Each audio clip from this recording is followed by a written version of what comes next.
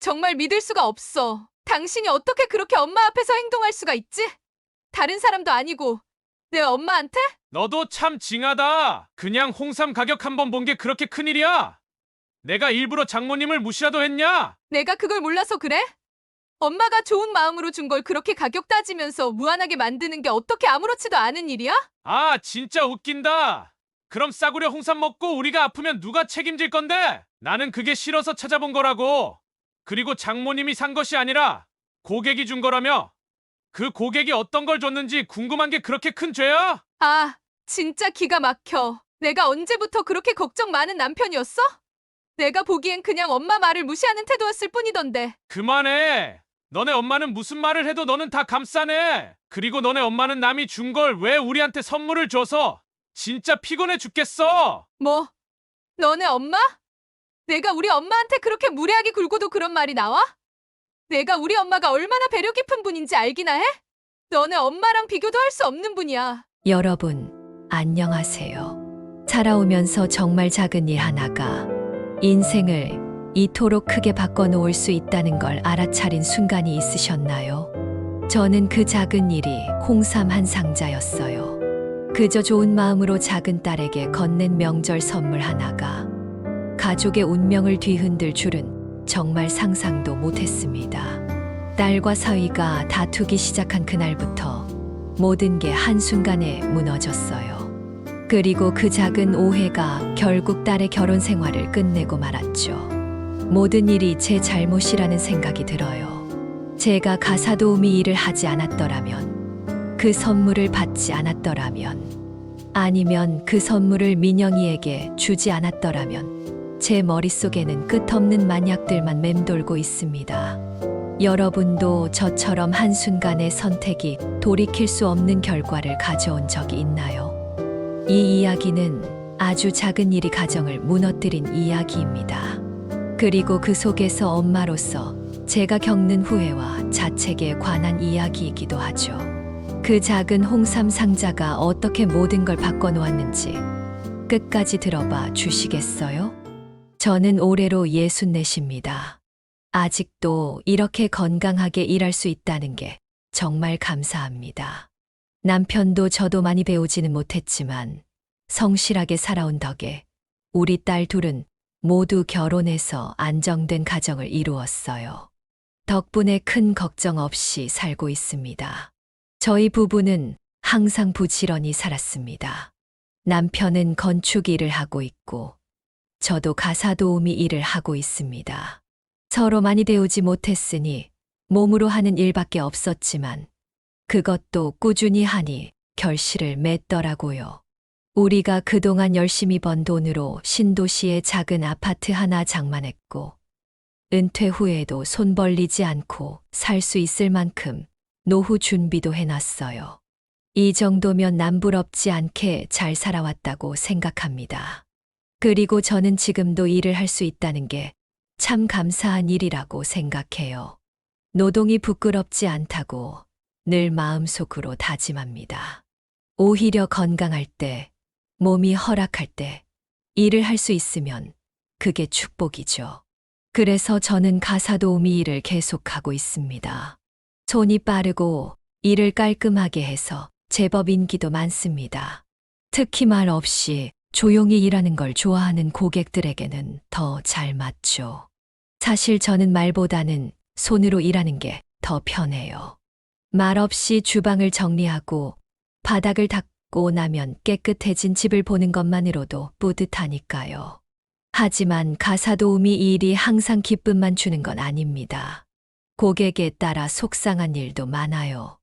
예를 들어 월요일에 가는 집은 부부가 매번 말다툼을 하고 있어요. 처음에는 그저 어쩌다 의견이 맞지 않아서 그러는 거겠거니 했는데 이제는 제가 가면 아예 부엌에서 싸우기 시작합니다. 그럴 땐 제가 눈치 보느라 일이 잘 안 될 때도 있어요. 또 한 번은 다른 집에서 작은 실수를 했는데 그게 마치 큰 잘못이라도 되는 양 나무라는 분이 있어서 정말 속상했습니다. 그럴 때마다 왜 이런 일을 해야 하나 싶기도 하지만 그래도 이 일 덕에 꾸준히 돈을 벌고 있으니 포기할 순 없죠.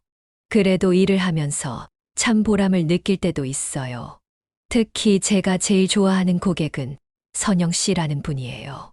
목요일마다 가는 집인데 이 집 아이들은 모두 다 커서 따로 살고 선영 씨 혼자 사십니다. 집은 늘 단정하게 정돈돼 있어서 제가 하는 일은 정리라기보다는 살짝 손을 보는 정도죠. 그런데도 선영 씨는 늘 고맙다고 말해줘요. 선영 씨는 성격이 참 겸손하고 사람을 배려하는 분입니다. 제가 부엌에서 일하고 있으면 커피 한 잔을 슬며시 내놓고는 이거 드시면서 잠시 쉬세요 라며 웃곤 하죠. 저는 그런 선영 씨가 좋아요. 말없이 일을 맡겨두고 제가 끝내고 나면 한마디로 감사를 전하는 그런 사람들. 그런 고객을 만나는 건 가사도우미로서 정말 큰 기쁨입니다.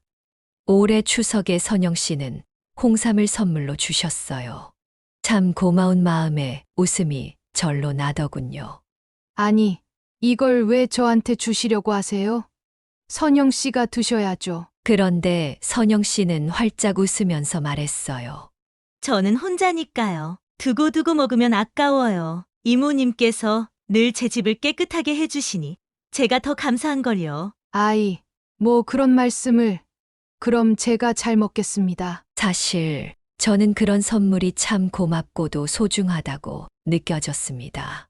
특히 선영 씨처럼 겸손하게 감사함을 표현하는 고객을 만나면 저도 더 열심히 일하고 싶은 마음이 들어요. 그 홍삼은 집으로 가져와서 아끼고 있었죠. 언젠가 우리 딸이 와서 필요할 때 줘야겠다 싶었어요. 그런데 이렇게 작은 선물 하나가 나중에 그렇게 큰 일이 될 줄은 꿈에도 몰랐습니다. 저는 딸이 둘 있습니다. 성격이 참 달라요. 큰 딸 하영이는 말이 적고 차분한 성격이에요. 어릴 때부터 느긋하고 조용해서 주변 사람들과도 크게 다툴 일이 없었죠. 그런 성격 덕분에 지금은 초등학교 교사로 일하고 있습니다. 아이들 앞에서는 항상 온화한 미소를 짓고 필요한 것들은 하나하나 세심하게 챙겨주는 모습이 참 대견해요. 가끔씩 손자 둘을 데리고 우리 집에 올 때면 늘 따뜻한 분위기 속에서 아이들이 책을 읽거나 함께 조용히 놀고 있습니다. 한 번은 손자들이 제 무릎에 앉아서 이런 말을 한 적이 있었죠. 할머니, 우리 엄마는 선생님이라서 뭐든지 다 알아요. 몰라도 엄마가 설명해주면 금방 이해해요. 그런 이야기를 들으면 큰 딸이 참 잘 살아가고 있구나 싶어서 마음이 푸근해집니다. 그에 비해 작은 딸 민영이는 성격이 활발하고 시원시원한 편이에요. 어릴 때부터 모든 일을 척척 해내고 고민하는 시간이 짧은 편이었죠. 요즘에는 온라인 마케팅 관련 일을 하고 있습니다. 뭐 컴퓨터만 있으면 할 수 있는 일이라는데 그 실력이 워낙 좋아서 요즘 수입도 꽤 괜찮다고 하더라고요. 한 번은 저에게 이렇게 말했어요. 엄마, 요즘엔 집에서 컴퓨터만 있어도 이렇게 돈 벌 수 있는 세상이야. 바쁜데도 이거 재밌어서 계속 하고 있어. 그렇게 말하며 쾌활하게 웃는 민영이를 보면 마음이 흐뭇해집니다. 작은 딸은 늘 자신이 맡은 일을 열정적으로 해내고 그 결과로 돈을 벌면서도 그 일을 즐기고 있죠. 작은 딸 부부는 성격도 잘 맞아서 늘 유쾌한 모습을 보여줘요. 사위도 딸과 성격이 비슷해요. 둘이 노는 걸 참 좋아하고 집에 오면 떠들썩하게 웃고 떠들면서 분위기를 밝게 만듭니다. 딸이 바쁜 만큼 사위도 함께 밤을 새며 딸의 일을 도와주곤 한다니 참 보기 좋은 부부죠. 작은 딸내가 오랜만에 집에 찾아왔습니다. 요즘 온라인 마케팅 일을 하느라 많이 바쁜 딸을 위해 이번 명절에 받은 홍삼을 선물로 주기로 했어요. 사실 홍삼은 제가 일하는 집에서 저를 고마워하며 선물로 준 것인데 민영이 생각이 나서 아껴두고 있었던 거예요. 이거 엄마 먹으라고 선물 받은 건데 난 괜찮으니까 너 요즘 많이 힘들다며? 이거 먹고 힘내라. 작은 딸이 웃으며 말했어요. 엄마 드셔야 하는 것 아니에요? 엄마, 정말 고마워. 요즘 밤새우면서 일하는 날이 많아서 이거 진짜 필요했어. 내가 이거 먹고 힘내서 엄마한테 더 좋은 거 선물할게요. 저도 딸이 좋아하니 기분이 좋았습니다. 그런데 그때 사위가 홍삼 상자를 받아들더니 휴대폰을 꺼내 들고 검색을 시작하는 겁니다. 잠깐만, 이거 어떤 홍삼인지 한번 볼게요. 이 브랜드가 워낙 유명해도 요즘 홍삼이 다 같은 홍삼이 아니거든요. 함유량에 따라서 가격이 천차만별이라. 순간 저는 불쾌한 감정이 들기 시작했습니다. 사위가 굳이 선물의 가격을 찾아볼 이유가 없었기 때문이죠. 그걸 굳이 저 앞에서 해야 하나 싶었어요. 아니, 선물한 사람이 좋은 마음으로 준 건데 가격을 찾아보는 건 그 사람한테 미안하지 않겠어? 그냥 좋은 뜻으로 받은 거니까 그런 건 안 찾아보는 게 나아. 하지만 사위는 멈추지 않았습니다. 오히려 태연하게 이렇게 말하더군요.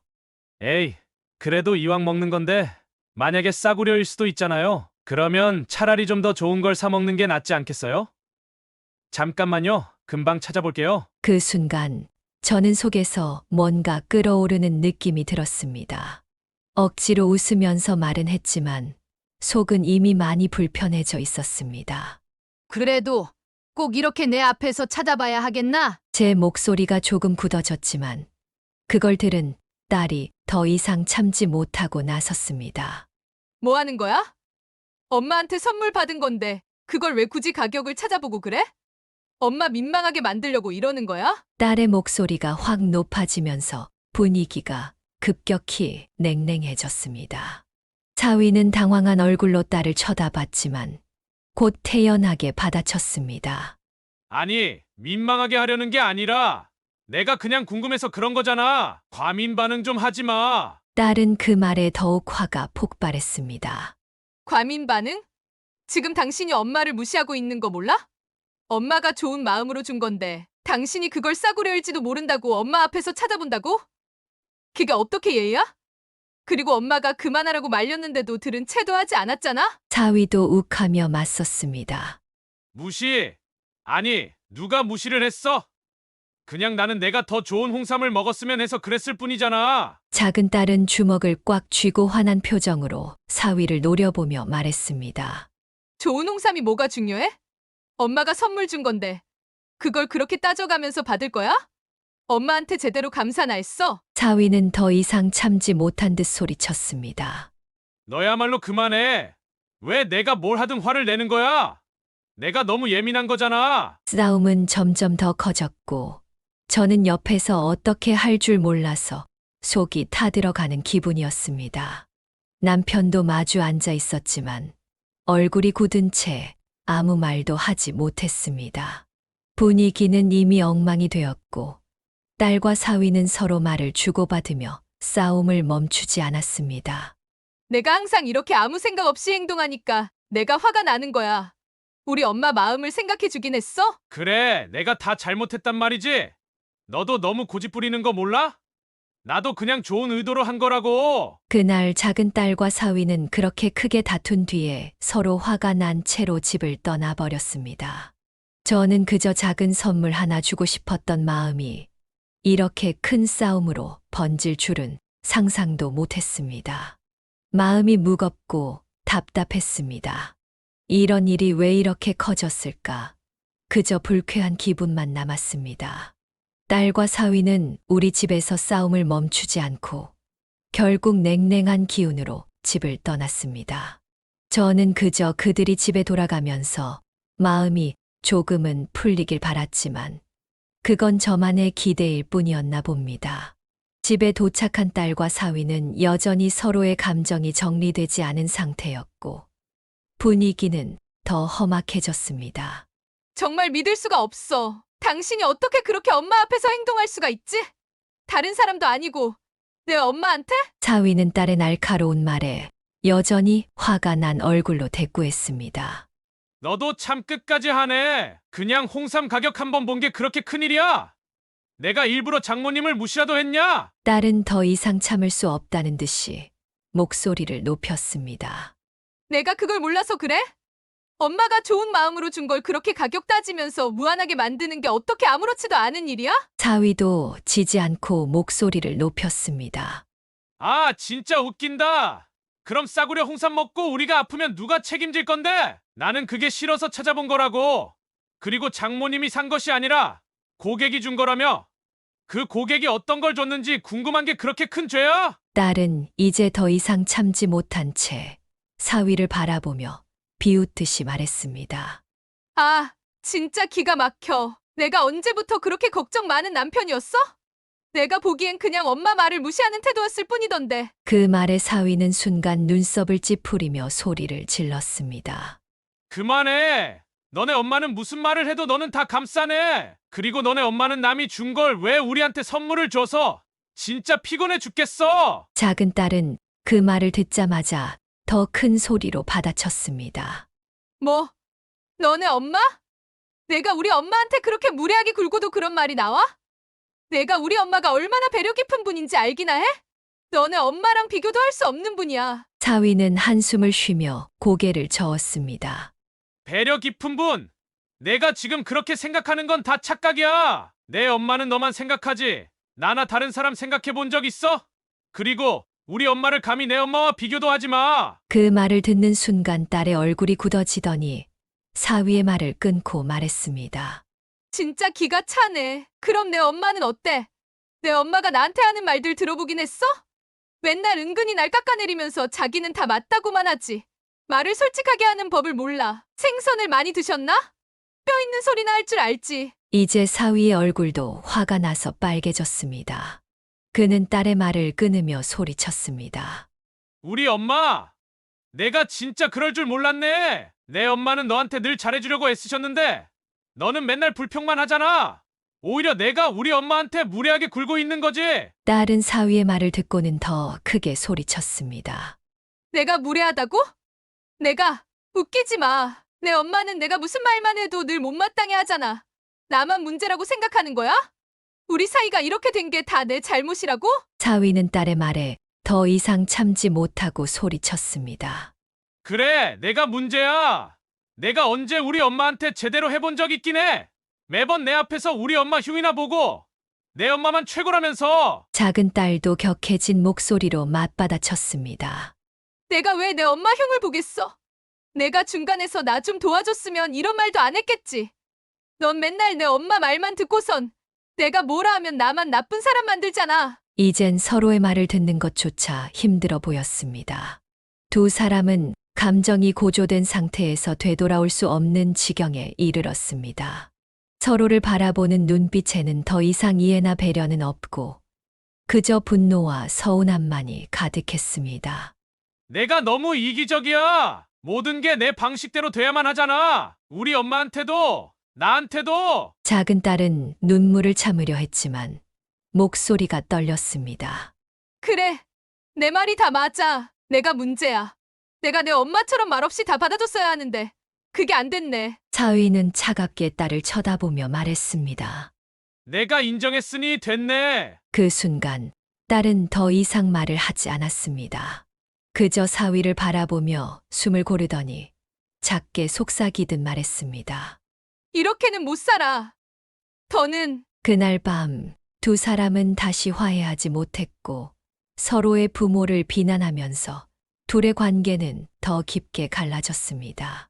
그저 사소한 홍삼 선물에서 시작된 다툼이 이렇게 돌이킬 수 없는 싸움으로 변할 줄은 아무도 예상하지 못했겠죠. 며칠이 지나고 큰딸 하영이가 집에 찾아왔습니다. 평소처럼 차분한 모습이었지만 얼굴에 걱정이 가득했습니다. 딱 보자마자 저는 무슨 일이 생겼구나 싶었죠.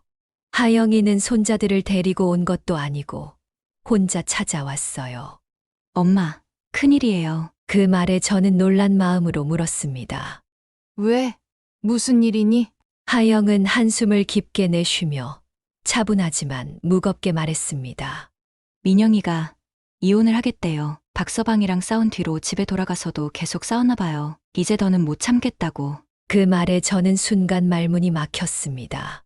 그저 사소한 다툼이겠거니 했는데 이혼이라니요. 뭐, 그걸로 이혼을 한다고? 말도 안 돼. 옆에서 듣고 있던 남편도 깜짝 놀라며 말했습니다. 참 어이가 없구만. 작은 일 가지고 왜 이렇게 크게들 싸워? 요즘 애들은 정말 이해가 안 가. 하영이는 여전히 차분한 목소리로 말을 이어갔습니다. 엄마, 나도 처음엔 그냥 다툰 줄 알았어요. 그런데 민영이가 진심이더라고요. 자기는 더 이상 그 사람하고 같이 못 살겠다고. 엄마가 어떻게 좀 해보셔야 할 것 같아요. 그 말을 들으니 가슴이 답답해졌습니다. 별일도 아닌 것으로 왜 이렇게까지 가는지 도저히 이해가 안 됐죠. 하지만 이대로 두면 정말 이혼까지 가게 될 것 같았습니다. 저는 곧바로 작은 딸에게 전화를 걸었어요. 민영아, 엄마야, 뭐 이혼을 한다고 그러니? 도대체 왜 이러는 거야? 참아야지. 내가 참으면 해결될 일 아니냐? 그러나 민영이의 목소리는 차가웠습니다. 평소처럼 밝고 쾌활한 딸의 모습은 온데간데 없었어요. 엄마, 나도 다 참을 수 있어. 엄마가 나한테 뭐라고 해도 나는 다 참아. 그런데 내 가족을 건드리는 건 못 참아. 그 사람은 우리 엄마를 무시하고 나를 무시했어. 더는 못 참겠다고. 저는 애써 딸을 달래보려 했습니다. 그래도 그렇게 쉽게 이혼을 결정하는 건 아니지 않니? 너희가 아직 젊고 아이도 생각해야지. 감정적으로 결정할 일이 아니야. 하지만 민영이는 단호했습니다. 엄마, 나도 정말 고민 많이 했어. 그런데 이건 이 인간이랑은 더 이상은 못 살겠어. 더는 그 사람과 같은 공간에서 숨 쉬는 것도 힘들어. 그 말을 듣고 더는 설득할 말이 떠오르지 않았습니다. 그저 답답한 마음뿐이었죠. 전화를 끊고 나니 더 이상 어찌할 바를 모르겠더군요. 속이 타들어가는 기분이었습니다. 이혼이라니 작은 일에서 어떻게 이렇게 큰일이 되는 건지 도저히 이해가 안 갔습니다. 그래서 저는 그날 마음을 진정시키기 위해 친구를 만나러 나갔습니다. 그 친구는 저와 비슷한 나이에 저와 오랫동안 속을 터놓고 지내온 사람이었어요. 만나자마자 속상한 마음을 털어놓았습니다. 이게 무슨 일이니? 정말 별것도 아닌 걸로 둘이 싸웠는데 이제 이혼을 하겠다니 도저히 이해가 안 돼. 친구는 저를 조용히 바라보며 한숨을 쉬었습니다. 요즘 애들 참 이해 못할 일이 많아. 옛날 같으면 그 정도 일로는 절대 이혼 같은 소리는 안 했겠지. 요즘 세상은 많이 변한 것 같아. 저는 고개를 끄덕였지만 여전히 마음이 답답했습니다. 그러게 말이야. 그런데 이게 어떻게 하면 좋을까? 민영이 말로는 도저히 더는 못 참겠다고 하는데. 친구는 잠시 생각하더니 말했습니다. 그렇다고 이런 일로 이혼하는 건 말이 안 되지. 너도 그렇고 사돈도 그렇고 같이 나서서 두 애들을 말려야 해. 사돈하고 의논해서 한번 만나보자고. 그래도 해결의 실마리는 찾아야지. 그냥 이렇게 두면 진짜 끝나는 수가 있어. 그 말을 들으니 맞는 말이었습니다. 지금 이 상태로는 정말 되돌릴 수 없을지도 모른다는 생각이 들었습니다. 사돈과 의논해서 어떻게든 애들을 말려야겠다는 다짐이 들었어요. 이렇게 끝낼 순 없었으니까요. 며칠을 고민한 끝에 저는 사돈에게 전화를 걸었습니다. 작은 딸 부부의 이혼을 막아야 한다는 생각에 사돈과 함께 나서기로 결심했죠. 사돈, 애들 일로 한번 얘기 좀 나눠보면 어떨까요? 이렇게 두면 일이 너무 커질 것 같아서요. 어떻게든 말려야 하지 않겠어요? 사돈은 전화 너머로 잠시 침묵하더니 다소 차가운 목소리로 대답했습니다. 그래요. 저도 민성이한테 들었어요. 그런데 솔직히 민영이가 이번뿐만 아니라 평소에도 좀 과했다 싶어요. 그 말을 듣자 속이 부글부글 끓었습니다. 사돈이 우리 민영을 탓하는 말투였거든요. 그래도 저는 참고 차분하게 말을 이어갔습니다. 사돈, 지금은 서로를 탓할 때가 아니잖아요. 애들이 화해하고 문제를 풀 수 있도록 도와주는 게 먼저죠. 손자들 생각해 보세요. 어린 애들이 무슨 죄인가요? 사돈은 잠시 머뭇거리더니 결국 동의했습니다. 맞아요. 손자들 생각하면 함부로 이혼을 결심할 일은 아니죠. 만나서 이야기나 해봅시다. 그렇게 우리는 민영과 민성을 만나러 가기로 했습니다. 마음이 무거웠지만 이 만남이 갈등을 풀 수 있는 마지막 기회라는 생각이 강했습니다. 집에 도착하자 문이 열렸습니다. 하지만 딸과 사위는 마치 우리를 기다린 것처럼 냉랭하게 서 있었습니다. 차가운 공기가 집안에 가득했죠. 딸은 고개를 돌리고 있었고 사위는 무표정하게 우리를 바라봤습니다. 우리 좀 얘기하자. 이렇게 싸우지만 말고 대화로 풀자. 딸과 사위는 어색하게 자리에 앉았습니다. 그때 사돈이 먼저 입을 열었습니다. 애들아, 우리가 왔으니 진지하게 이야기하자. 이혼이라는 게 쉽게 결정할 일이 아니잖니. 서로 조금씩 양보하면서 풀 방법을 찾을 수 있을 거야. 그 말을 듣고 저는 마음이 조금 놓였습니다. 사돈도 애들을 화해시키려는 줄 알았거든요. 그래서 딸에게 부드럽게 말했습니다. 민영아, 내가 조금만 참아주면 안 되겠니? 엄마도 너 힘든 거 알지만 부부 싸움은 잠깐의 감정이잖아. 너희가 서로 사랑해서 결혼한 걸 생각해봐라. 살다 보면 이것보다 더 큰 일들도 수없이 있어. 그래도 서로 의지하고 이해하고 해결해 가면서 살아가는 것이 부부야. 하지만 딸은 여전히 고개를 돌리고 있었고 사위 역시 차가운 표정이었습니다. 그때 사돈이 갑자기 날카로운 목소리로 민영을 향해 말을 꺼냈습니다. 민영아, 솔직히 너도 너무 심했던 거 아니니? 우리 민성이가 너한테 맞춰주려고 얼마나 노력했는데 내가 그걸 좀 이해해줘야지. 사사건건 이렇게 날카롭게 반응하니 집안이 시끄럽지. 그 말에 딸의 얼굴이 굳어졌습니다. 제가 말리려 했지만 사돈의 비난은 멈추지 않았습니다. 사실 민성이가 너랑 살면서 참은 게 많아. 너 너무 감정적으로 대하고 독단적인 모습도 있었잖아. 시댁보다는 친정만 우선으로 알고 그동안 민성이가 많이 힘들어했어. 저는 상황이 불안해지자 서둘러 말렸습니다. 사돈, 지금은 그럴 때가 아니에요. 화해를 돕는 게 먼저죠. 민영이도 힘들었을 텐데. 그러나 딸은 이미 폭발 직전이었습니다. 그녀는 참지 못하고 사돈을 노려보며 말했습니다. 그게 민성 씨 입장이었나요? 어머님께 쪼로록 가서 다 그렇게 일러 바치던가요? 저 사람이 우리 엄마를 무시하고 상처 줬던 건 어떻게 생각해요? 제가 그동안 얼마나 참아왔는지 모르시는 것 같네요. 아실 리가 없겠죠. 며느리 입장 따위는 안중에도 없는 분이시니깐요. 그 말에 사위 민성도 더 이상 참지 못하고 자리에서 벌떡 일어났습니다. 내가 우리 엄마를 무시한 건 생각 안 해. 말도 안 되는 걸로 싸우고 내가 나한테 어떻게 대했는지 모르지? 늘 너만 옳다고 생각하니까. 딸도 감정을 주체하지 못하고 맞받아쳤습니다. 내가 내 엄마 무시했다고? 내가 우리 엄마한테 했던 행동은 생각도 안 하겠지. 항상 내 엄마 편만 들고 내가 무슨 말을 해도 듣질 않잖아. 사돈이 다시 끼어들며 불편한 표정으로 딸을 비난했습니다. 민영아, 솔직히 내가 민성한테 너무 자기중심적이지 않았니? 내 방식만 맞다고 생각하고 민성이는 늘 너한테 끌려다닌 것 같아. 너는 어쩌면 한 번을 참지 못하니? 도대체 가정교육을 어떻게 받은 건지. 그 말을 듣자 딸은 눈물이 핑 돌면서도 더 강하게 소리쳤습니다. 그럼 내 아들이 그렇게 완벽해요? 내가 참을 만큼 참아줬는데 더는 못 참겠다고요. 그러니까 이혼할 거예요. 사위 민성도 더 이상 참지 못하고 소리쳤습니다. 너 정말 뻔뻔하구나. 내가 지금까지 우리 가정을 어떻게 망쳤는지 생각해봐. 딸도 지지 않고 맞섰습니다. 웃기지 마. 내가 우리 엄마한테 했던 말들은 뭐가 달라? 내가 이 상황을 이렇게까지 만든 거야. 내가 우리 가정의 평화를 모두 깬 거라고. 사돈도 끼어들며 계속 딸을 비난했습니다. 그래, 내가 민성한테 너무 독단적이었다니까. 민성이가 너 때문에 힘들어했다는 건 사실이야. 저는 어떻게든 말리려 했습니다. 얘들아, 제발 그만해.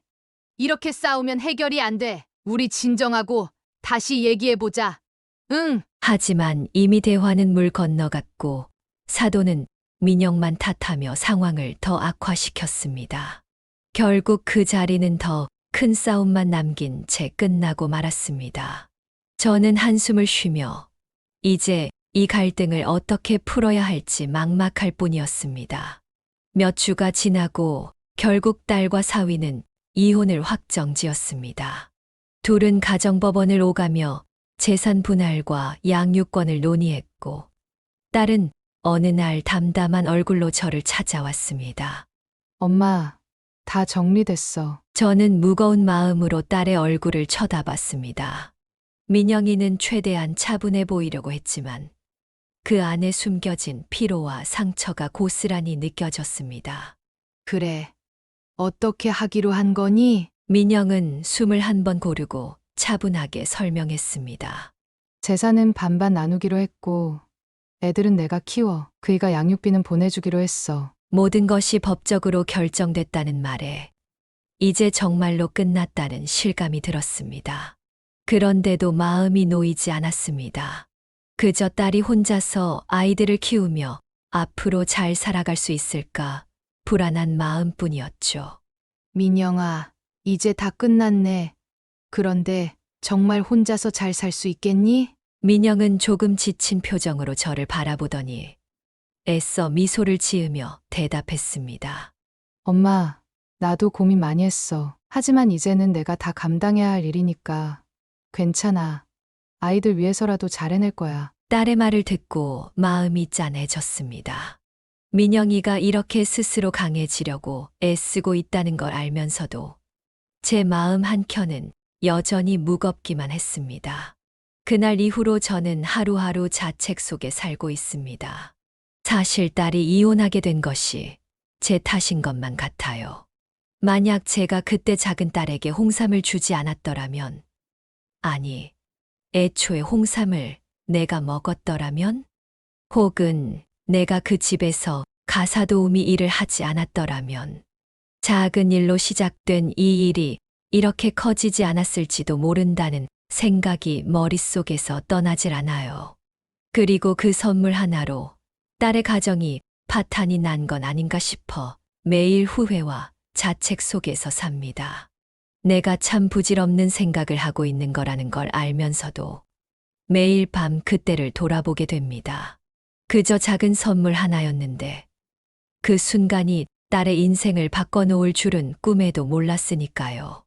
아침에 눈을 뜰 때마다 밤에 잠들기 전마다 수없이 떠올립니다. 만약 내가 민영이 대신 참았더라면, 만약 내가 그때 홍삼에 대해 아무 말도 안 했더라면 이 모든 일은 일어나지 않았을까요? 결국 이 모든 갈등의 시작점에 제가 있었던 것만 같아 마음이 무겁습니다. 딸의 인생을 그렇게 어렵게 만든 사람이 저가 아닐까 하는 생각에 가슴이 먹먹해집니다. 가끔은 딸이 혼자서 잘 해낼 수 있다고 믿으려 하지만 엄마로서 불안과 후회가 끊임없이 저를 괴롭힙니다. 이제 딸은 저 없이 혼자서 걸어가야 할 길을 가게 되었고, 저도 이 마음의 짐을 안고 살아가야겠죠. 그저 시간이 지나면 조금은 나아지기를 바랄 뿐입니다. 이렇게 모든 일이 끝난 지금, 저는 하루하루 만약이라는 생각에 얽매여 살아가고 있습니다. 어쩌면 제가 이혼을 막을 수 있었을지도 모르고, 어쩌면 제가 처음부터 다르게 행동했다면 상황이 이렇게까지 되지는 않았겠죠. 그런데 여러분은 어떻게 생각하세요? 제 마음 속에 떠오르는 이 수많은 만약들, 어쩌면 이런 일이 운명처럼 일어날 수밖에 없었던 걸까요? 혹시 여러분이라면 저와 같은 상황에서 어떻게 했을까요? 저처럼 후회 속에서 괴로움을 느끼고 계신 분이 있다면 저와 함께 이 마음을 나눌 수 있을까요? 여러분께서 나누어 주실 마음을 댓글로 남겨주시면 제가 감사한 마음으로 제 인생에 참고하겠습니다.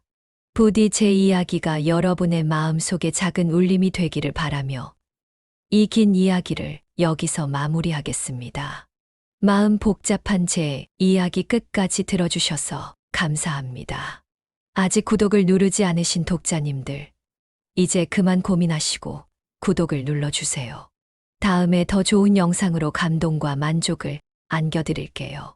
저희 이야기에 함께 공감해 주셔서 정말 감사합니다.